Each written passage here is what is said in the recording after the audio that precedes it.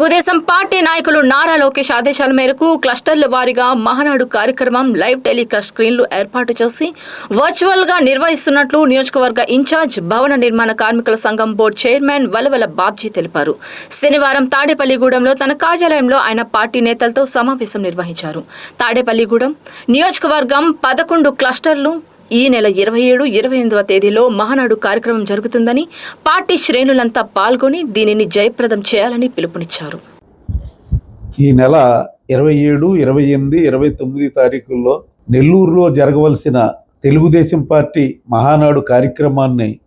జాతీయ అధ్యక్షులు చంద్రబాబు నాయుడు గారు రద్దు చేసిన సంగతి తెలుగుదేశం పార్టీ అభిమానులకి, కార్యకర్తలకి, నాయకులకి అందరికీ కూడా తెలుసు. అయితే ఈ కార్యక్రమాన్ని వర్చువల్గా చేయడానికి గాను తెలుగుదేశం పార్టీ కార్యనిర్వహణ అధ్యక్షులు, జాతీయ అధ్యక్షులు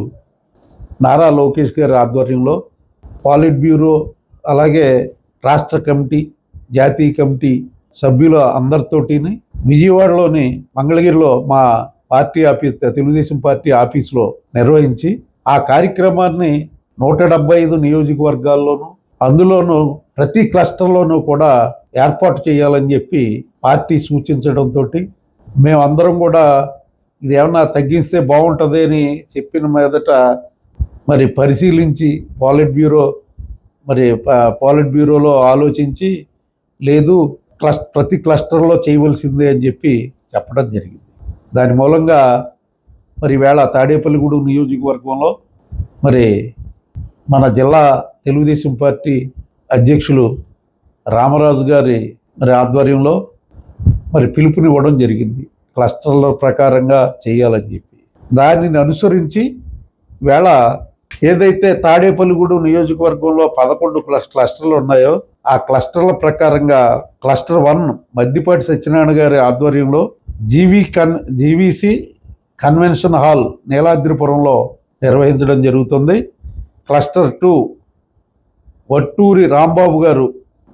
వెలమ కళ్యాణ మండపం చింతాడిపల్లిలో నిర్వహించడం జరుగుతుంది. క్లస్టర్ 3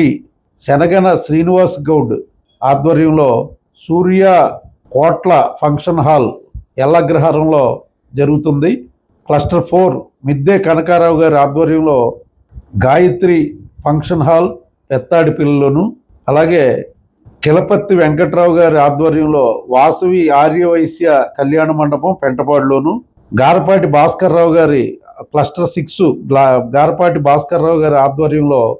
పాతూరి ఫౌండేషన్ హాల్ మేనవల్లూరులోను, క్లస్టర్ 7 గంధం సతీష్ గారి ఆధ్వర్యంలో Banam Dhanalakshmi function hall west వెప్పర్లోను, క్లస్టర్ 8 ఎరుబండి సతీష్ గారి ఆధ్వర్యంలో బొలుసులమ్మ కళ్యాణ మండపం 1 అంటే ఒకటో ఫ్లోర్లో టౌన్లోను, దాట్ల జగన్నాథరాజు గారి ఆధ్వర్యంలో క్లస్టర్ 9 బొలుసులమ్మ కళ్యాణ మండపం 2 టౌన్లోను, క్లస్టర్ 10 గొర్రెల శ్రీధర్ గారి ఆధ్వర్యంలో గొర్రెల సూరన్న కళ్యాణ మండపం టౌన్లోను, అలాగే క్లస్టర్ 11 ఎస్ కృష్ణమోహన్ గారు